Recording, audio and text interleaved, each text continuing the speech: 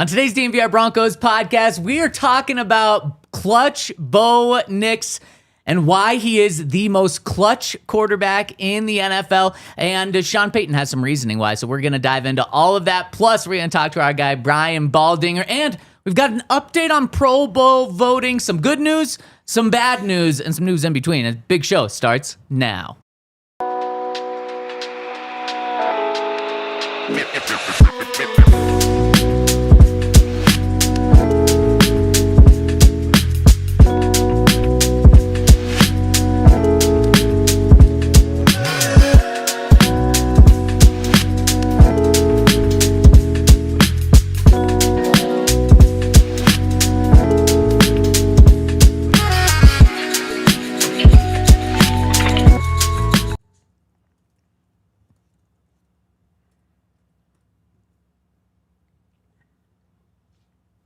You better believe it. Bo Nix is the most clutch quarterback in the NFL, and we're going to break down why he is and how he is on the DNVR Broncos podcast, live from the Toyota Lounge, driven by your local Front Range Toyota stores, and we are presented by Bet365. Use that code DNVR365 when you sign up. Place a $5 bet. After depositing $10, you can get $150 in bonus bets when you sign up, and we are the DNVR Broncos podcast. Ryan Koenigsberg, Henry Chisholm. We got Alyssa behind the camera today, and Zac Stevens rocking and rolling with you today. And fellas, before we dive in to this fun conversation, I got to get something off my chest, and Ryan, you lied to me. You lied to me.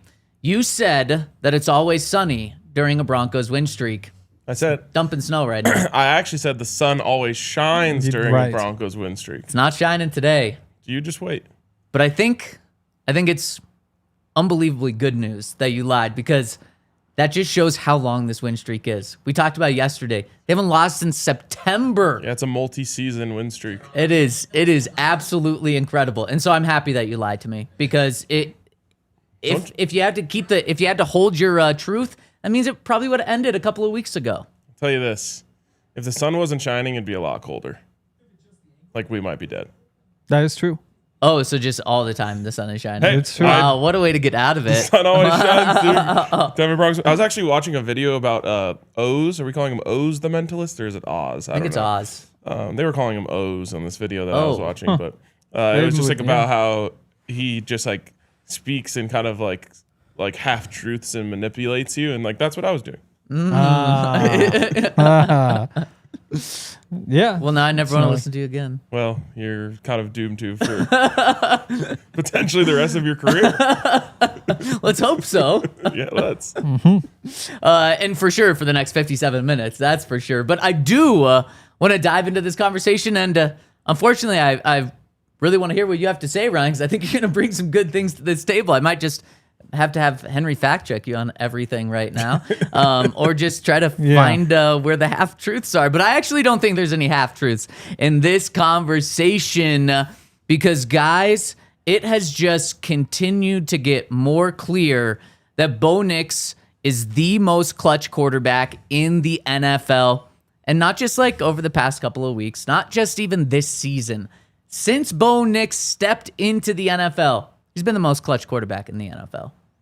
Yeah, he certainly has a different gear late in games that cannot be ignored. I mean, that is the naked eye can see that, right? No sleight of hand necessary. You can just see that Bo Nix gets better at the end of games, especially when he's needed the most. But I was looking up what Bo's stats are when the Broncos are trailing, because I just feel like whenever something bad happens, then the Broncos go out and answer. So first I looked up Bo's stats when the Broncos are behind. And they're pretty much, aside from a completion percentage standpoint, they're better than any other time in the game. He's 118 for 191, which is 62%, a little bit lower than you'd like to see. For 1,318 yards, 12 touchdowns, and 1 interception. I like that 12-1. That is interesting. So that then got me to thinking, like, but what about right after they trail? Because I feel like so many times there's this big stat out there right now. The Broncos have trailed in all 12 games. And I was like, I feel like a large percentage of these Broncos have trailed was just like they went down 3-0 early and then they went and scored on the very next drive. So I went and looked up the Broncos' 19 possessions immediately following them falling behind in the game. On those drives, Bo's even better. 45 of 64 for 70%. 457 yards, 3 touchdown passes, 0 interceptions. 5 touchdown drives to take the lead, 2 field goal drives to take the lead, 2 field goal drives to tie the game, which means over 33% of the time the Broncos have fallen behind. They've taken the lead back on the very next drive.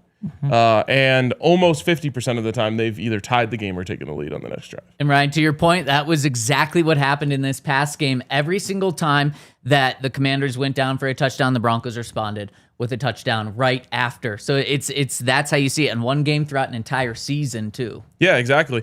And Zach Seegers quote tweeted that stat with the meme of like the guy who sits up in his chair. Like, all right, now it's time. That's Bo. Yeah. Sometimes I feel like he just needs a little wake up call in the game before he kind of like locks in and clicks in. So yeah, those are just a couple. And then one that I actually haven't posted yet because I've just forgotten to, is the game winning drive. So everyone now knows that Bo Nix is tied with John Elway for most game winning drives in a season. That's 6. John Elway also had 6 in 1985.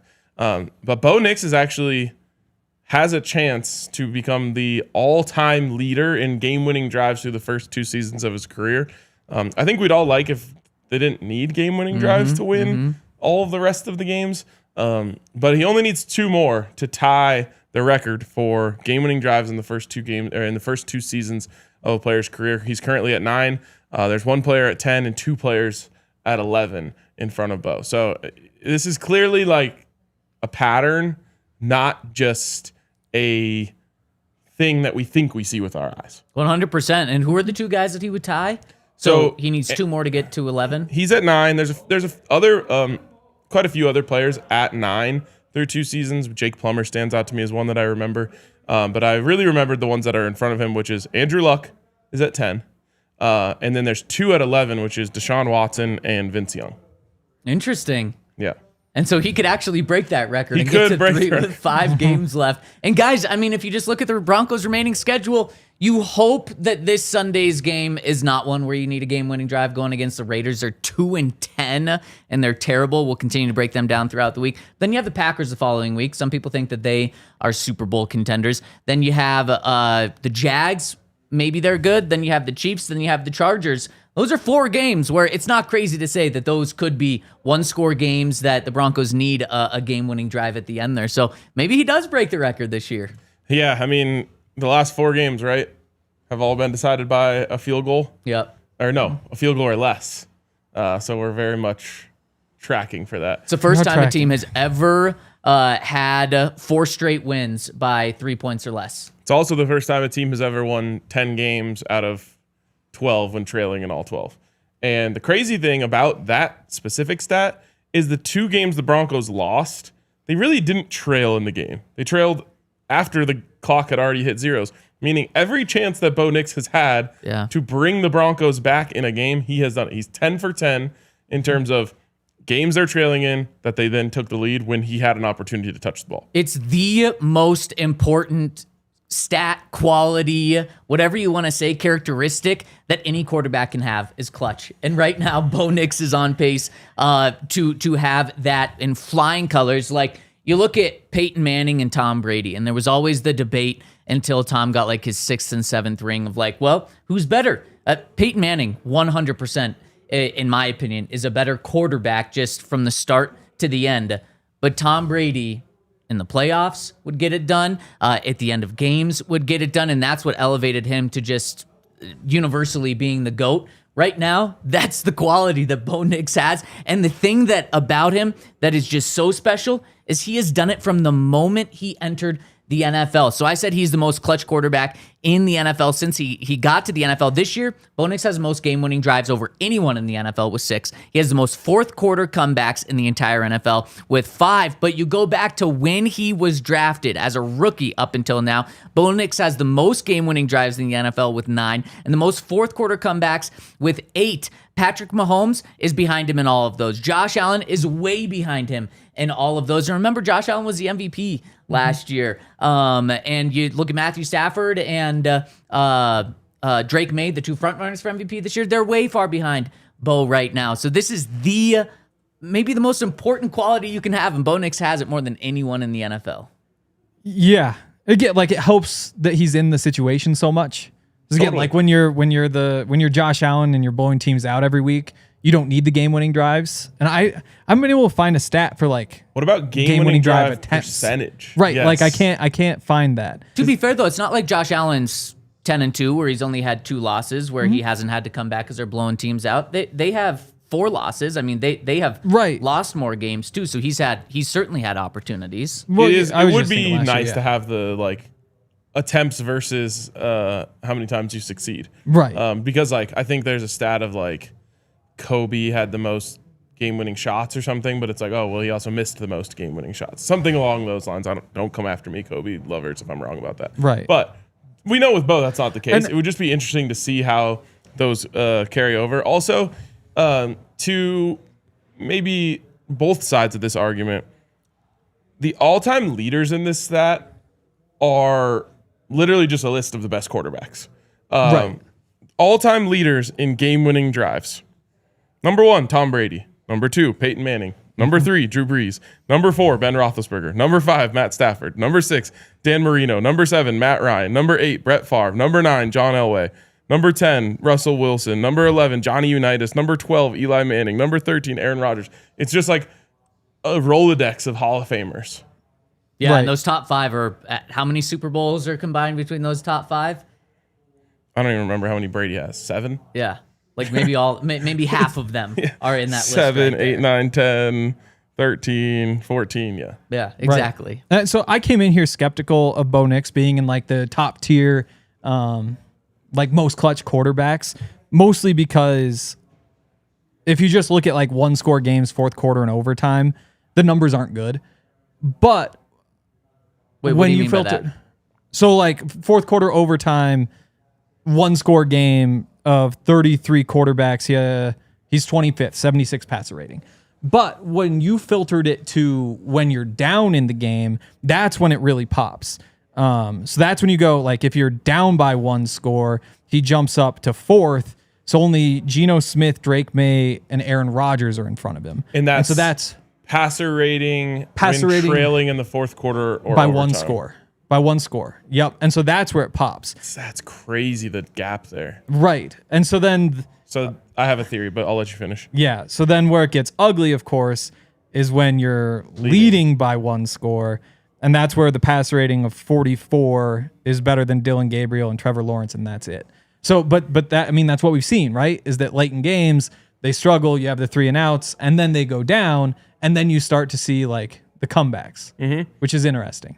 I hate to say it because I don't want to compare these two people, but this is very much like the Dan Reeves, John Elway effect, which was True. conservative. Oh shit, we're losing. Go get them. Right. And when it's go get them, Bo balls out.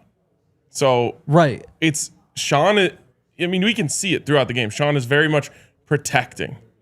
And then in the moments where you can no longer protect is when Bo is shining. And that's why at the end of the first half this week, Bo leads an incredible drive down the field, has that unreal touchdown. That's why in the beginning of overtime, Bo does the exact same thing, leads an easy drive down the field, the easiest drive we saw him do.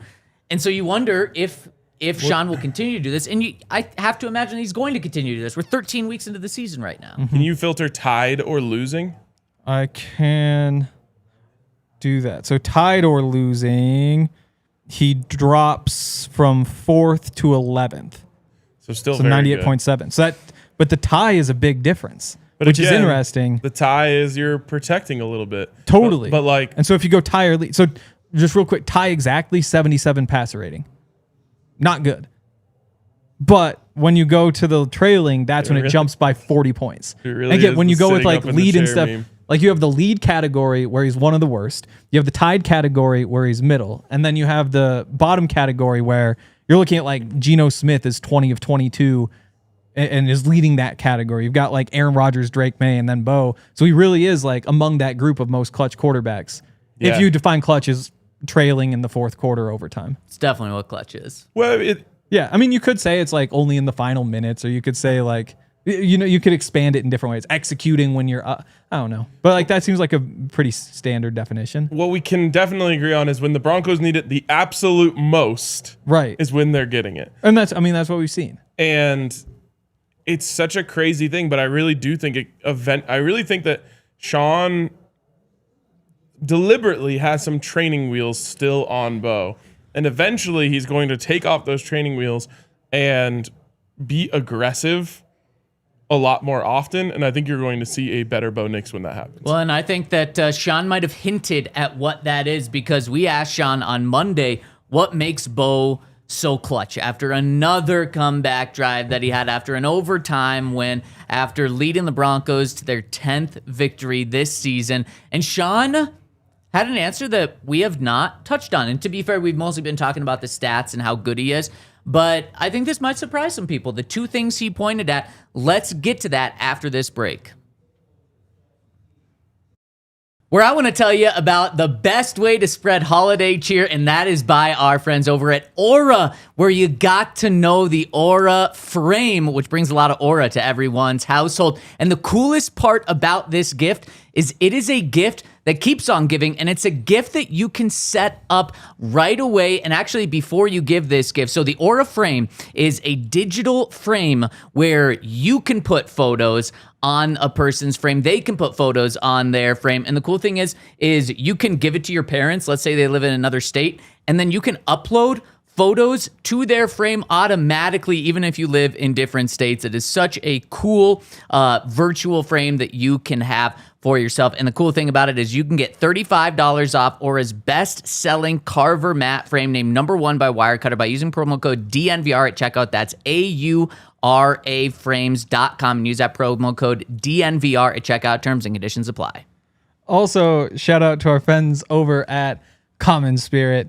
Common Spirit is just awesome. They've got all sorts of different things going on because they do have locations all over the place. But one of their new things is the Sports Center Common Spirit Health in Parker for all of us athletes who need training on their. So here's a weird thing that happens to me.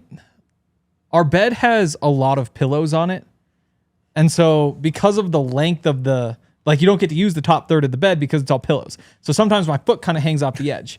And when my foot hangs off the edge this way, it kind of turns a bit. Even if it's just the ankle, it puts a torque on my knee. Yep. And so 2 days ago, my knee, I was just limping around all day, which means I need to go as an athlete to the sports medicine program at Common Spirit, because they've got a team of qualified and passionate providers that work in diagnosis of your knees, treatment, prevention of sports-related injuries for all athletes, including your Denver Broncos.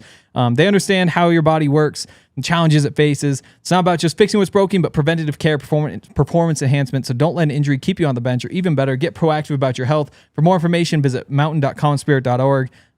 Common Spirit Health, official healthcare partner of the Denver Broncos. Whew.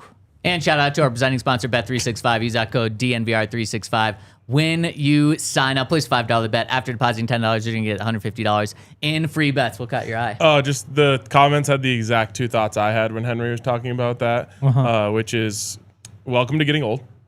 You just somehow wake up in pain sometimes because you didn't sleep the right direction or whatever. And then the other one was remove the pillows. They're called throw pillows for a reason. You just throw them off the bed. Is that why they're called that? Yeah. Then what's the point if you're not going to use the pillow? You're preaching to the choir, my brother. Yeah. Just seems like a pillow's there for your head to be on.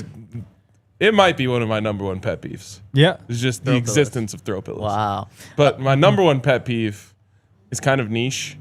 It's sinks that don't have enough room for your hands to get all the way under the faucet. Oh, I completely agree with that. I thought... You have one job as a sink. Yeah. We're only trying to do one thing here. It's to get our hands under the water. And now I got to hit the other side of it to try and get my hands under it. Or really when they one. turn off when your hands are in there. So I was at the airport and had to spray out my wisdom teeth holes. Yep. And so I had my water bottle in there so I could fill the water bottle so I could get the syringe into the water bottle so I could then get my hole. But so then it would go for 5 seconds and then it would stop and take another 5 seconds to get the thing going. Those are tough too. I was just in that bathroom for 20 minutes.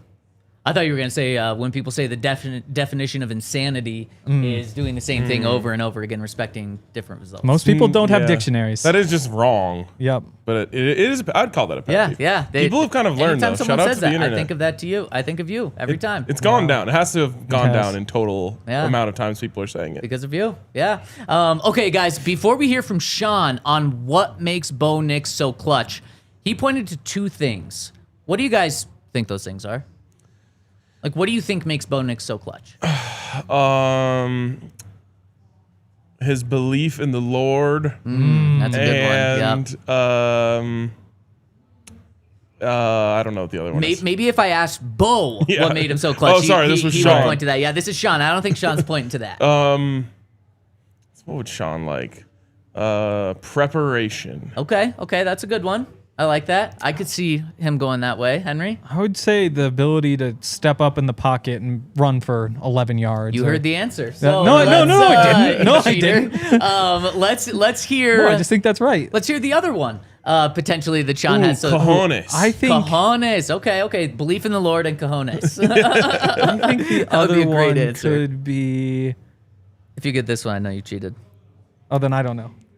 Yeah, he knows. He's oozing the mentalist. Yeah, that's right. I'm just who's the mentalist? Oz. He's ozzing you, dude. Right. Or he was just on the conference call as well. Let's hear from Sean. So this is what makes Bo Nix so clutch. I think, number one, let's just talk about assets or strengths. When you can climb and gain 11 yards, some people have that, some don't.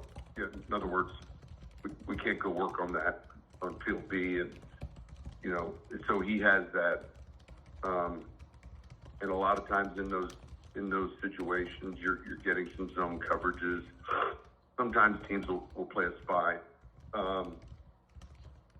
And then I think the ability to throw the ball, not only from the pocket, but I would say a strength of his going right or left is, throwing it off schedule. And I think some people can work on that, but aren't as effective as others. Those are the first two things that come to mind. So Henry, spot on with one of them. Ryan, when I thought he was going to answer this, I thought he was going to say exactly what you said, like mentality. He just has that it factor. I thought he was going to say like calm, cool, and collected in the big moments, doesn't get rattled. I thought it was going to be more mental. Instead, Sean pointed to two very physical traits. The one that Henry said, being able to run and take off, use his legs to gain yards. And then the other, use his legs in a different way and his body in a different way to go left and right to throw the ball behind the line of scrimmage when he's on the move and running and buy time. I thought those two things were fascinating that Sean pointed to. Mm-hmm. Chat thinks the power with which you were typing on that keyboard was fascinating. That was actually not me. This was from the better, higher quality. My keyboard would have been way louder. Oh, interesting. Yeah. Wow. Yeah. Yeah. No, I've I always think been a loud typer. really. Yeah, I feel like I do it on purpose, but subconsciously. There are some keyboards that like just sound nice when you really get into It them. feels like it makes me think I'm in the rhythm. I'm like, damn, Right. I'm Exactly. right now. Yeah, I mean, one of the strengths Bo has, and we've been talking about since he got drafted, was the off-script plays and the athleticism that shows up on third downs and in the red zone. But we rarely talk about it when it comes to these 2-minute drills, and I think that's probably we should start bringing that up more. That is another time when it really comes up because you always focus third down, red zone. That's when the off-script matters. Also matters when you're trying to get the ball down the field quickly. Definitely.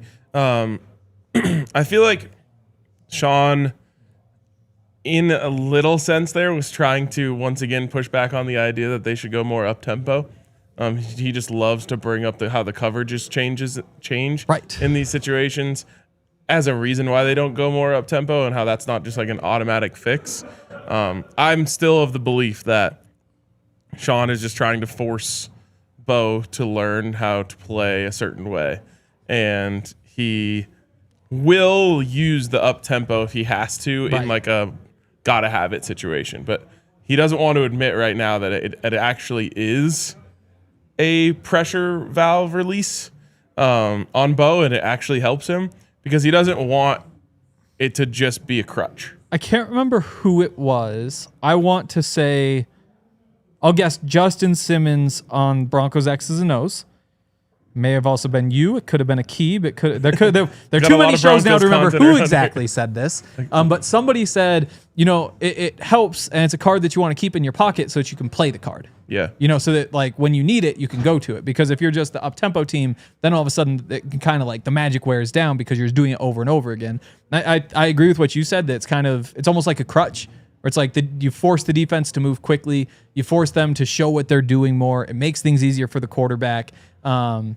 You find ways to make Bo more successful in the short term, but you don't actually like teach him how to do the things that allow you to have the career. So once you get to the playoffs and it's just what do we do to win this one game? Mm-hmm. Like, yeah, prop Bo up in every possible way, make things as easy for him as possible. But until then, like, make him eat some vegetables too. Well, I think the big thing is something that Sean pointed to here, and Ryan, something that you said right before he hit the break. And that's, well, how do you unleash Bo? How do you play to his strengths more? It's not just the tempo, it's allow him to run. And I think that's something that clearly, not just Sean, but this entire offense has held back until the have-to-have-it moments, which Sean pointed to, being clutch. And then also, you don't want Bo to be getting hit like Jackson Dart was getting hit on Monday night. You don't want that in week 13. You don't want that in week 5.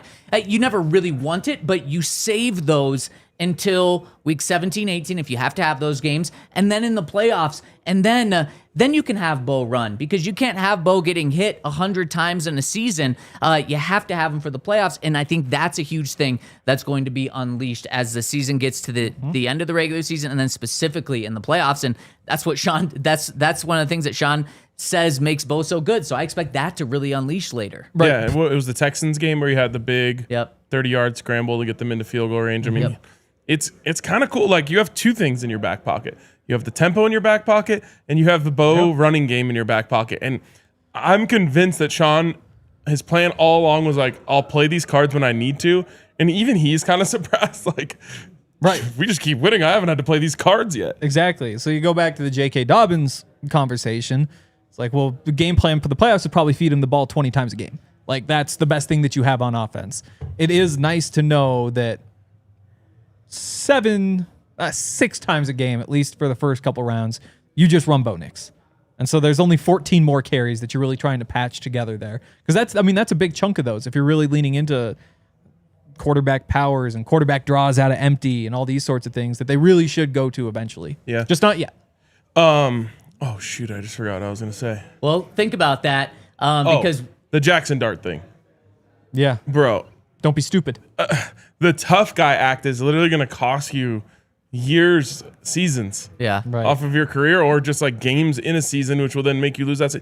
Like, no one questions Jackson Dart in that locker room. No one questions his toughness. No, and then like you've got Gruden before the season telling him this. I don't know if you saw like his Gruden thing, but he's like, "What are you doing? Get out of bounds. Get down." Yeah. And he's like, "Oh yeah, this is how I've always been." But you're right. And then like he goes in the NFL, and it's just like, on Monday, you just got in a car accident that you just didn't have to get into. It was completely avoidable if you were just not trying to like extend the play a little extra longer, get another half yard.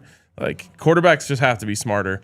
And I appreciate that Bo doesn't do that. 100%. Sean really appreciates it as well. And let's talk about this conversation. Let's extend it to our guy, Brian Baldinger, who is joining us on the other side of this break.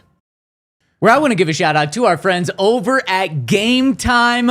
Guys, it is almost the World Cup, and the best place to get tickets is over at Game Time. Pretty much anytime I have a conversation with someone about the World Cup, they say, well, tickets are going to be so hard to get because there's no World Cup in Colorado. So you got to go to Kansas, and that is where so many states are going to be trying to go. So many people in so many states are going to try to go to. So tickets are not going to be easy, but Game Time is the best place to go in order to get tickets, because it's going to be difficult, and Game Time has you hooked up. Whether it's World Cup next year or a Denver Broncos game just 10 days away where the Broncos are taking on the Packers, this is where you want to go and check them out, and use that code DNVR over at gametime.co or on the app. Download the Game Time app and get $20 off your first purchase when you download the app, and use that code DNVR when you sign up. Terms apply. Again, create that account and use that code DNVR for $20 off. Swipe, tap, ticket, download the Game Time app today. Yeah, it's a shame that we put such a half-ass bid into getting the World Cup here in Denver. But anyway, shout out to our friends over at Bet365, where you can bet on the World Cup. You could bet on the Nuggets tonight, the Avs last night. I hit a nice little 6-leg SGP on the Avs last night. It's just one of the best feelings. Avs are free money right now. And then you just get all the little green dots next to the win. Oh God, that feels good. That is a nice little hit of adrenaline. And it just makes the game more fun when you go over and bet at Bet365. And right now, when you sign up, you can get $150 in bonus bets from our friends over at Bet365. All you got to do is use the code DNVR365. Deposit $10 and place a bet for $5. You're going to get $150 in bonus bets, whether that bet wins or loses. So you can take those $150 and put them on anything, such as the Denver Broncos to win the Super Bowl. Get over to Bet365. Use that code DNVR365. Must be 21 and older, physically located in Colorado. Please gamble responsibly. If you or someone you know has a gambling problem, wants to text 1-800-GAMBLER. And shout out to our presenting sponsor, Bet365. Use that code DNVR365 when you sign up to get $150 in bonuses. And we are joined by the man, the myth, the legend, Brian Baldinger right now. Baldy, what's going on? Well, it's December. It's the month where, we start getting some closure on what the heck has been going on the last 3 months. So it's good for Denver Bronco fans. It's good for the NFL right now.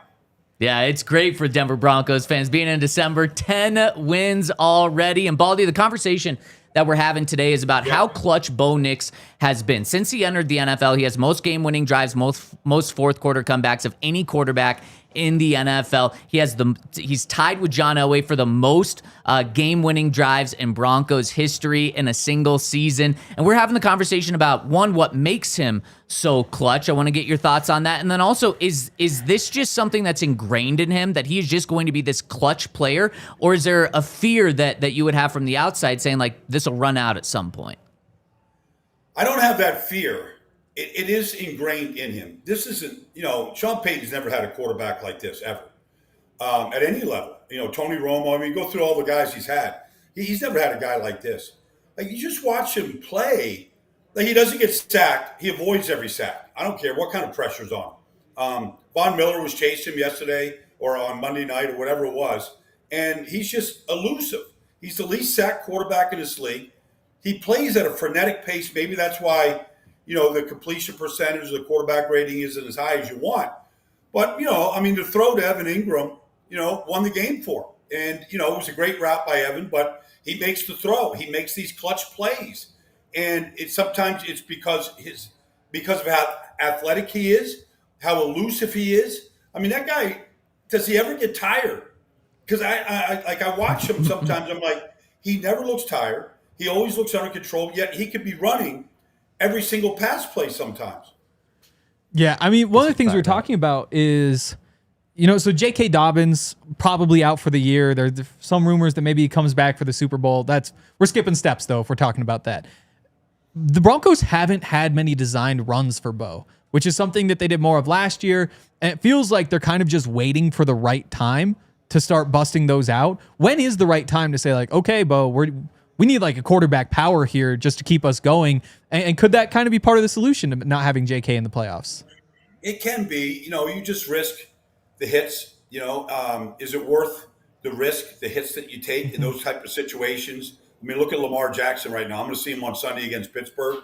He doesn't look real healthy, but he's been taking those hits for a long time. You look at Jackson Dart. You look at these guys that run. None of them really stayed very healthy for many seasons. So I think as much as he already scrambles, I don't know that you have to dial up many more runs right now. I know it's struggling. The run game doesn't look very good. Jaleel popped a couple of runs against Washington, but I know it's been a little bit of a struggle right now. But I would rather have him healthy versus an improved run game right now. I think if that's even a choice, I don't know that it is, because you can't legislate injuries. They can happen at any time, knock on wood, but I don't know if I would put him into that type of situation just to improve the run game. Baldy, we were looking at it without getting into the nuts and bolts of the stats. Basically, when the Broncos are trailing in clutch situations, Bo's elite. When they're tied, he's kind of in the middle. and when they're ahead in clutch situations, he's not very good. Do you think that is a product of scheme or a product of like Bo just locking in more when they're behind? I don't know. I mean, I didn't know that, so that's new to me. So I'm just thinking about it like in real time here. That's interesting. I think part of it is his DNA. Like, it's just crunch time. We got to go. Like, the defense has done everything they can do. Keep the score down, take the ball away, sack the quarter. Like, they're doing their job. Let me do my job. And I don't – maybe he does maybe lock in that situation, overtime, against Washington, whatever it might be, the games that we have seen him come down the field and win. You just hope that it can continue, especially into the playoffs where you might be in that predicament. Baldy, if the Broncos beat the Raiders on Sunday, they will be 11-2, tied with the Patriots at 11-2, and both of those teams will have at least a 2-game lead on every other team in the AFC. So it's those two teams really competing for the 1 seed right there. Instead of going through the schedules and asking you who's going to have a better record, who's a better team right now between the Broncos and the Patriots, assuming the Broncos take care of business on Sunday against the Raiders? I think the Broncos are a little bit better right now just because of what they can do defensively. I think they're a little bit better. The Patriots have everything it takes, though. They really do. I mean, their secondary is every bit as good as Denver's. Christian Gonzalez, Patrick Surtain. I mean, honestly, they're both shutdown corners. They're both elite. It was a great matchup the other day with McLaurin and Patrick. So, you could go up against number 1 wide receivers that you might see in the postseason. I think Denver's a little bit better, although, right? But the Patriots, they've been unbelievable. Their rookie class is unreal. The left side of the offensive line last week played 2 backups. You didn't even know the difference. They are very clean. They might be a little better on special teams with what Marcus Jones is doing. But I think if you look at the remaining schedule here for Denver, like, they're going to get tested. They're going to get tested by Kansas City. They're going to get tested by the Chargers. I think they're going to get tested more than what the Patriots are going to get tested. I don't have their schedule in front of me, but you're not going to get tested by the Jets. You're not going to get tested really by Miami. They'll get tested by Buffalo. That will be their one game where, all right, are we playoff ready? That kind of thing. So I think maybe that matters. Maybe it doesn't. But I would say that you're going to have pretty good tests of teams that are trying to get to the playoffs that you got to go through right now. I'm curious what you thought of how Evan Ingram played on Sunday because, obviously a couple drops to start the game, which is a bit of a trend. But after that, had his best game as a Bronco, and it felt like the Broncos were putting him in situations where he could work in space. Had the little double move on Bobby Wagner. Do you think that they found something there that they can build on? Because we've kind of been waiting for Evan to become a bigger part of the offense. I felt like, the drops are the drops. And so, those, you can't ignore them, because they were perfect throws and they were just concentration drops. But, the jerk route against Wags, just the whip routes that he runs, like that's where he excels. That's what he was really good at in New York. That's what he was great at in Jacksonville. I feel like it's almost untapped because we haven't seen much of it. And so I felt like almost in whatever it was, week 13, it was like his coming out party. And I feel like there is something there that they can really go to, down the stretch here and into the playoffs. I mean, I feel like you've got to be able to use him because he's very good, depending on how you're playing your coverages and who's your underneath coverage and who's your nickel, all those kind of things. He's not really a tight end. He's a slot receiver is what he is. And so he's a chess piece. And I think, you give Sean chess pieces, he usually knows how to use them. Speaking of kind of chess pieces, a conversation we were having earlier was about how Bo has clearly looked more comfortable in up-tempo situations. But when Sean's been pressed about it, he kind of pushes back on, like, not wanting to necessarily go to it more. Do you think that's another kind of chess piece that he's holding in his back pocket of, like, when we need it most, I can pull out that up-tempo card, but I don't want it to become a crutch for Bo? Well, the problem when you go up tempo as a change or maybe as a feature is that because I used to see this in the Big 12 when I did Big 12 games, everybody was up tempo. They ran a play every 15 seconds. Is if you get a 3 and out, your defense is off the field for 40 seconds, and that's the dangers. Is if you have 3 and outs when you're playing like that, you're not taking any time off the clock and you're putting your defense around the field. Now, that's part of it. I saw Chip Kelly do that in Philadelphia, and their defense played more snaps than anybody in the league. So that's something you have to consider. But I don't know. I kind of like the up-tempo change of pace. The defense doesn't get a whole lot of chances to substitute. Obviously, if you don't substitute, they're not going to substitute. And you're up at Mile High. I never won a game Mile High. Like, never. In preseason, regular season, I was 0 for 7, and I was always sucking and win. Like, sometimes that's not a bad thing to go to. Teams that aren't nobody's used to it until they have to deal with it. And I think it can be something that you can go to, especially if you're seeing, a bunch of big guys in the middle that are getting gassed pretty quickly. Well, Baldy, you're undefeated every time you join this show, and we're in the Mile High, so you've got some wins there. Broncos play the Raiders this Sunday. Don't want to totally overlook them, but from a national perspective, I couldn't have been more wrong about the Pete Carroll hire, and I know it's just 1 year, but I thought Pete was going to bring stability to the organization, bring a 500 team there, and they're the complete opposite. They are 2-10. They're fighting for that number 1 pick in the draft this year. Is this a thing where Pete might be one and done here? Like, where are the Raiders in a big picture organizationally right now? Well, they're a mess. They really are. Pete Carroll's got his son coaching the offense line. It could be the worst in football. I'm not putting it on Pete's son, but it's getting a lot of attention right now. They can't run the ball at all. And you thought with Ashton Genty that was going to be the foundation, and they can't. And defensively, they've been pretty good against the run. And then the Chargers last week, Kamani Vidal, like that first play of the third quarter went 56 yards, and they looked like they'd never seen crack toss before. So, look, if it's this bad, we've seen plenty of teams. We saw the Patriots last year, one and done, and it was the right move to get Vrabel. So if they have a better option, and I don't know how influenced Tom Brady is in any decision-making up there, but if they don't get a couple of wins down the stretch here, like I can easily see this thing being one and done. Man, that is tough right there. Baldy, last one for you. Speaking of this game this weekend, what's the key for the Broncos to pull off the win? And maybe even not just pull off the win, but have a easy performance where Broncos Country isn't just waiting to the very last second of the game to see if they win?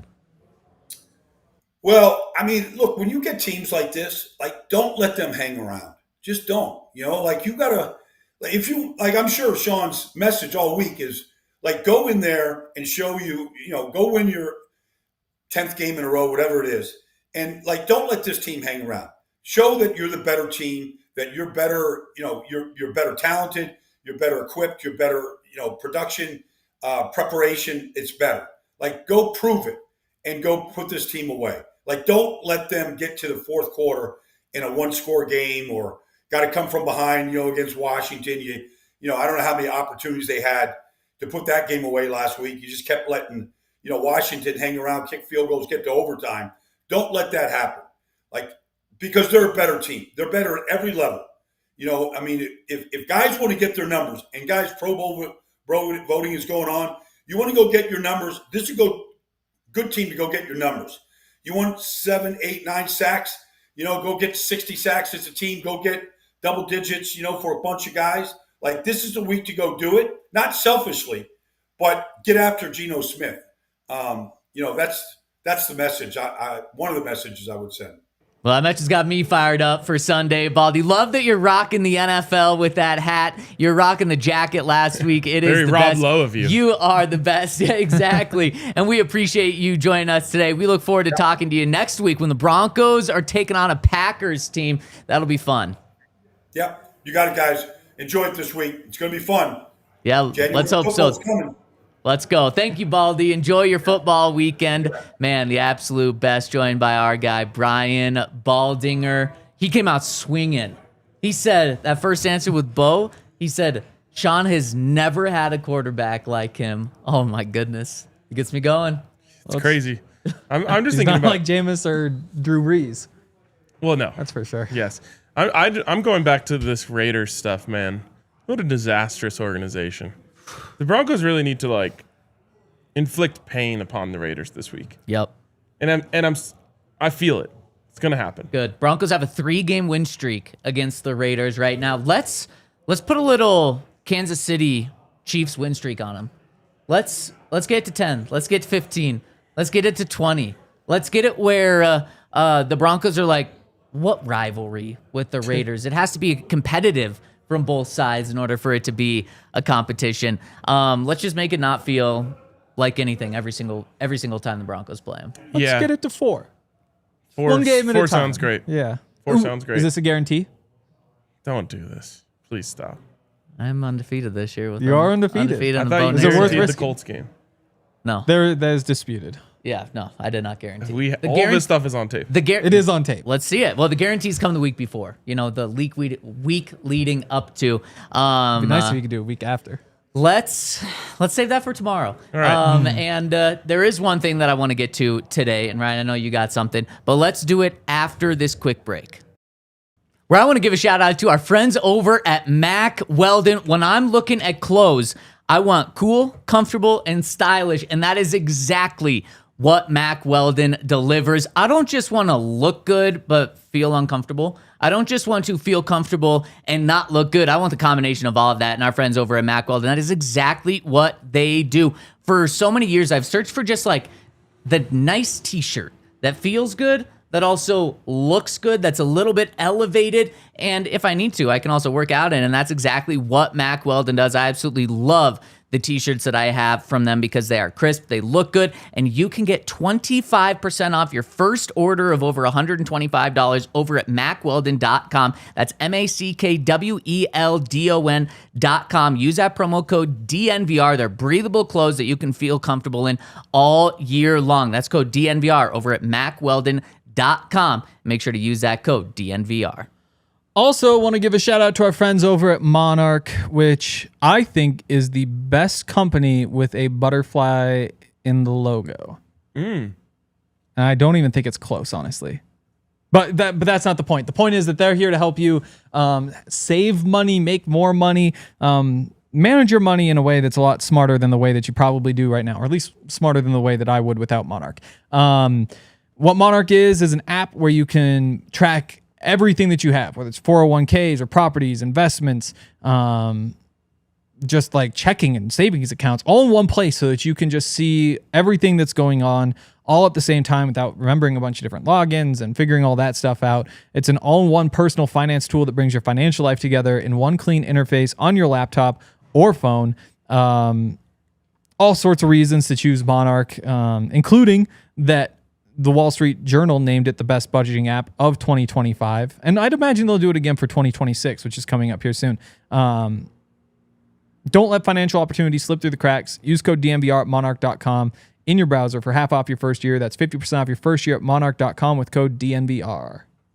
And shout out to everyone that's tuning in with us. We appreciate you a ton. And I just want to remind you all that today we extended the Cyber Monday sale one more day. This is the final day. So if you want to get in, you can get a DNVR membership for under $30, which includes that free shirt. And you're going to get our coverage, not just Broncos, but all Colorado sports for an entire year. Click the link in the description below to get in on that. And shout out to everyone that's tuning in with us. Hit us with a thumbs up. We really appreciate it. It's a free way to give us support. And we want to give you a shout out and tell you how much we appreciate that. All right, Ryan, what were you going to say about the Raiders? It's such a sign of an incompetent organization, in my opinion, when you draft a running back that high. The reason why you have that pick in the first place is because you suck. And I just can't think of a time, especially in recent history, when a running back has just saved a team from sucking. I'm a big believer in the value of running backs, and I think that they're understated in the grand scheme of the NFL. But it's also one of the more dependent positions, and it depends on an offensive line. And so you spent your best asset for improving your team to improve a position that cannot succeed behind your disastrous offensive line. And I just love so much that the Raiders did that, because it's like I said, it's just a sign of incompetency. Well, they also messed everything else up. They didn't have the offensive line. They got the wrong quarterback as well. The Geno can work if He you have an can, offensive yeah. line. Gino's terrible. And the thing is, they He's didn't terrible because they can't protect him. They didn't just trade. Gino's a terrible. He's done. He's washed. He's done. He's a terrible quarterback. And not only did they trade for him, they made the Russell Wilson mistake, which they're going to have to live with. They extended him before he stepped foot on the field for them, practice field, game field, anything. They're locked with him. I think there's 2 more guaranteed years after this year. That's going to sink them even more. They're also going to probably have to just move on from Pete Carroll. Baldy has a lot of respect for what Pete Carroll's done, and for him to come out and not only say like it's an absolute dumpster fire, but then point to a decision that he's making of his coach or his son running the worst offensive line in football. And you have, the reports that said Tom Brady really didn't want to sign Sam Darnold. Well, how's that look right now? So, I mean, top to bottom, it is just an absolute train wreck. And the Broncos will hopefully benefit from that in the Bo Nix, Sean era for a decade to come. Yeah, I mean, you look at Saquon, where it's like they draft Saquon, and again, last year at the Giants, 3.9 yards per carry was not seen as a very good running back, but like fantasy drafts going into that first year with the Eagles, average pick 10.5. Yeah. And then goes on to have one of the best seasons a running back has ever had. To be fair, though, his rookie year, didn't he? I mean, his stats were incredible. And didn't they also he had 1,300. win? They got to the playoffs one year while he was there, I think. Yeah. No, and that was, he made the Pro Bowl twice while he was with the Giants. But yeah, so.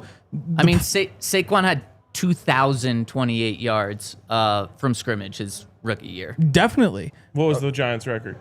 It was 5-11. Exactly. And so again, that's why like even if you wind up getting Saquon when you draft running back high, if the team isn't good, it doesn't matter. Exactly. And so that's where like you wind up like it's the same thing with Genti, where you never gave him a chance to succeed. Like you look at the 50 guys who've had the most carries this season, only one has 1.2 yards before contact per attempt. Like I caught myself watching the Raiders game last week. I think he had the safety last week. That was a couple weeks ago. Was that 2 weeks ago? So he's like in the end zone and there's just 4 dudes closing in. I was like, you got to be able to get like 2 more. Like you should be able to push forward and get out. And I was like, what am I talking about? The guy got hit 3 yards behind the line of scrimmage, a yard into the end zone. Like there's nothing he can do. And then you look at like the broken tackles and yards after it just doesn't matter when the offense is that bad. Yeah. And then the Right. evaluation of Gino was just so poorly thought out. Like Gino can succeed behind a good offensive line. Right. That's why he was doing well in Seattle. That's why you put Sam Darnold in Seattle, and he's also able to succeed because they can protect him. Yep. You look at all of the times that Gino has been bad in his career, which is a lot more times than the times he's been good, and a lot of times it's because he's behind a terrible offensive line, and when he doesn't have time, he panics. That's why it was a terrible move to trade for him. Totally. Okay, enough with the Raiders. Let's talk Broncos because we have some Pro Bowl news to get to. And really quick, I want to hit the super chats to make sure we get those in before we talk about this Pro Bowl. So let's talk about these super chats. And first one coming in from TLA, the Great Dane, who's dropping some Danish dollars to us and says, wasn't able to donate to Big Brothers Big Sisters yesterday as I live in Denmark. I'll let you guys decide if you want to donate the amount or do what you want. Thanks for the best podcast out there. Amount's equivalent to $27. That could turn into a diehard membership. We appreciate you, the Great Dane. Shout out to you. Shout out to listening to us even from Denmark. Very generous donation. Yes. Thank you. Absolutely. And the next one coming in from Neem Dog, who says, shout out DNVR, not to Glaze, but I've listened to plenty of other teams' podcasts, and none of them compare. Also, petition to bring back the intro song. Well, thank you. That means a lot right now. We're getting a lot of Spotify raps coming out right now. Some YouTube raps, is that what they're calling them as well? Probably not. Yeah, probably not the exact same thing. And every time people tag us, send it to us on social media. It's really cool just to see the people that rock and roll with us. We are so appreciative. And remember, this is a community. It's so cool to see everyone chiming in on here, tagging us on social media. We really appreciate the support. Yeah, absolutely tag us in your Spotify rap. And if someone could screen record the video message, I want to see how it turned out. Yeah. I'm surprised nobody showed it to us. Yeah, because I wasn't sure if it made it at first because I wasn't seeing anything about it. And then someone tagged us in a tweet and was like, the video you guys made was great. My head was just bobbing at I wonder if there was like a graphic or because like I wasn't thinking about it that much, and then I got a little video from like my top artist, and I was like, oh, that's sick. Wait, we did this. Who was your top artist? Zach Top, fittingly. That is very fitting. That's very fitting. I got my Apple one, My top genres: number 1, hip hop; number 2, rap; number 3, hardcore rap; number 4, West Coast rap; number 5, gangster rap. I think I might be the only person with this top 5. Number 1, honky tonk. Number 2, pop rap. Wow. Number 3, jam band. Number 4, folk. Number 5, oldies. Wow. You really are diverse. And want to dive in. Also want to give a shout out to, speaking of music, Tenacious D. Yeah. Yes. Always listener shout of out this Tenacious D. podcast. Important Really part of my appreciate that. childhood. Okay. Wouldn't be who I am without them. Wanted to get to this yesterday, couldn't. So definitely want to get to it today. And guys, we got some Pro Bowl news. So Pro Bowl voting started a week ago, and we got our first update of who is in the top 10 voting at each position. And remember, the Pro Bowl voting will eventually be split up into AFC, NFC. This year, or right now, in these, we're just given all of them put together. And so the Broncos have the leaders at 2 positions. Ryan, do you know any of this? I definitely know Henry knows it. No. Okay. So 2 players lead their position in Pro Bowl voting Across the whole team. across the whole league. Okay. I actually do know one. Okay. And Jeremy is it the fun Crawshaw. one? Yeah, Jeremy Crawshaw, the guy that you guys weren't sure would make it to midseason, is leading the NFL in Pro Bowl voting. Love How? to see that. How? I have no idea. I don't. And know. that's not like, he hasn't been good. Like, he's No. been way better than I expected. Right. I've already given him his flowers and apologized several times. But Broncos fans aren't like head over heels for Jeremy Crawshaw. Is it just Australia just picked their guy and they're going in on it? Honestly, probably. He has a whole country behind him. That- But there's and like a whole continent. at least 7 Australian punters. He's the best. He's a GOAT. it Plus, you have just- Broncos Country, too. Yeah. So like 14th in yards per punt. You go to net yards, so maybe like he's placing the ball well. Drops to 17th. Touchbacks, in terms of percentage, only 5 guys kick it into the end zone more.